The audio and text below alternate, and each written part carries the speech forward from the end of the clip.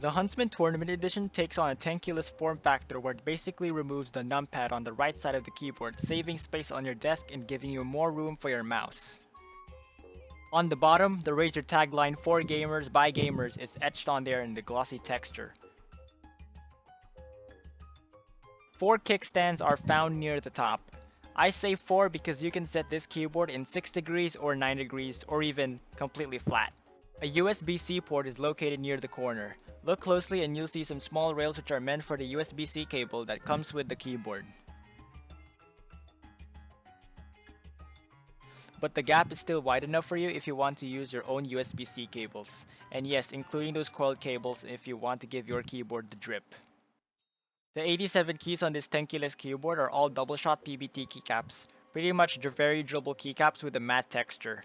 Some videos I've seen say that these keycaps take longer to get all glossy and shiny from the oils of your fingertips, but that does not seem to be my case here. But it all comes down to how long and how often you rest your fingers on them. Additionally, the keycaps, specifically the bottom row, are all standardized. In short, they're all the same size so you can use your own keycaps. Below the keycaps, of course, are the switches, which I'm pretty sure is the highlight of the keyboard. The switches found on this keyboard are the linear variant of the Razer optical switches colored in red. The thing behind the switches are that they use a beam of light to register key presses. What happens is when the key is pressed down, it blocks the beam of light and sends a signal to the computer when that key is pressed. A stabilizer is found in each individual switch which helps in retracting the switch for the next press, and also makes key presses very smooth. Another thing about these types of switches is that they are contactless, meaning there is no metal thing to brush against to register keystrokes, therefore increasing the lifespan of each switch. At this time of recording, there are 3 different versions of the optical switch: a tactile and clicky purple switch, a linear red switch, and their newest addition being a black analog switch which is found on the Huntsman analog, which released earlier this year. The actuation force of the red linear switch is 40 grams and the switch registers at 1 mm. To me, that kind of makes sense with the absolute speed I keep seeing in its marketing, though I find that the actuation point of the red switch is a bit too high for me, not to mention how easy it is to press the keys. I actually found myself typing the wrong character without even trying, so it pretty much tells you how sensitive this keyboard is. All the more making this keyboard make sense in the context of competitive gaming, where your actions all come down to how fast you react. And of course, a gaming keyboard wouldn't be complete without RGB lighting.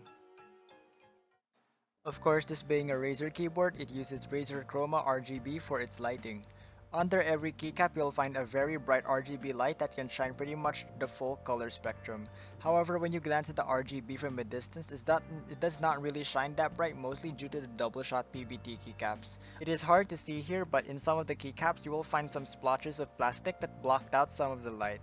Speaking of light, you might have seen some full-sized keyboards have some lights indicating whether caps lock is on or not. This being a TKL keyboard, there wouldn't be a nice place to put the indicators except the caps themselves. The key will light up in white telling you what function is active, and because of how important we need to know that our caps lock is on, that light will overlay your current RGB lighting profile. Not only does it apply to caps lock, but of course you wouldn't want to be accidentally opening your Windows menu in the middle of a game. Solving this problem is as simple as holding the FN key and F10, which activates gaming mode, simply disabling Windows key.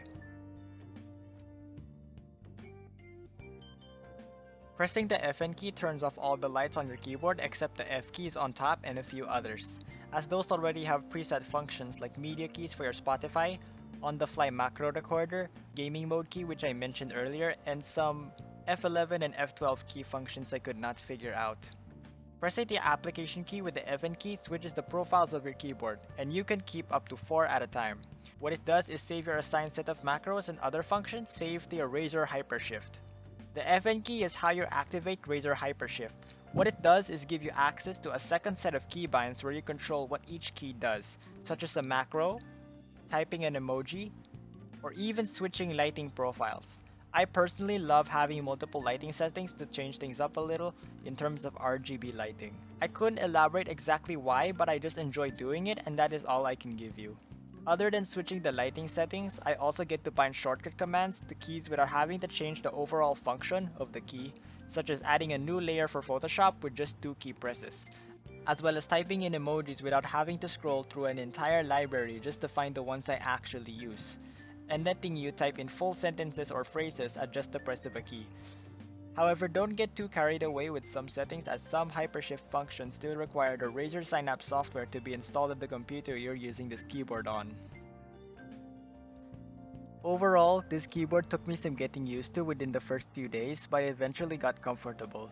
In terms of gaming, it performs how you expected it to be, because this is what this keyboard was made for in the first place. The key switches feel nice to press but are a little too sensitive. One thing I forgot to mention though is the sound of the key switches, which I'm pretty sure is what most of you want to hear when it comes to mechanical keyboards.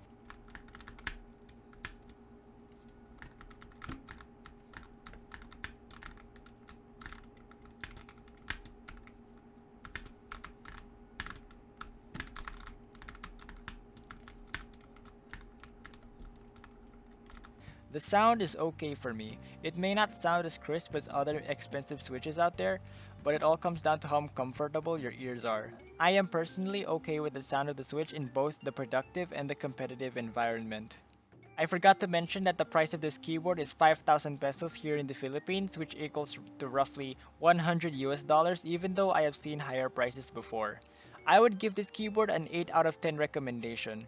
The price can be a big problem, but if you're confident about the keyboard, it all comes down to your choice and your budget.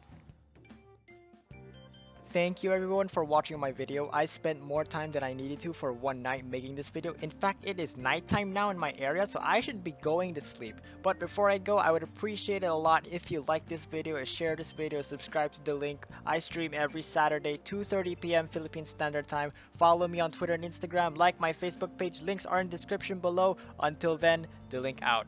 Thanks.